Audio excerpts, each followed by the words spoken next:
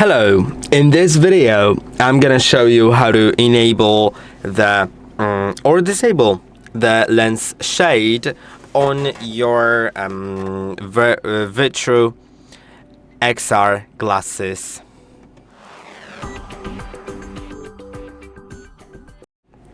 Okay, I'll connect them to my computer because they need to be connected in order for this to work because it requires power.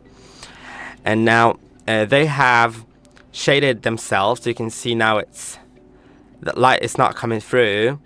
And when I click on the button on the right side under the arm right here, when I just shortly click on it, you can see they start to be transparent.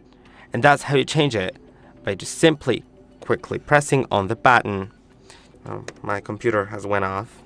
I'll just unlock it. Okay, yeah.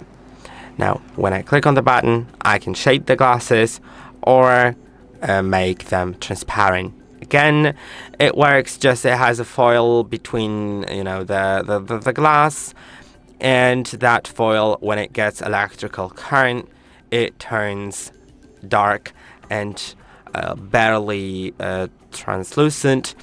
And when it has no power, then it's just transparent. So I hope that this video was helpful. Don't forget to like and subscribe, and I'll see you in the next one.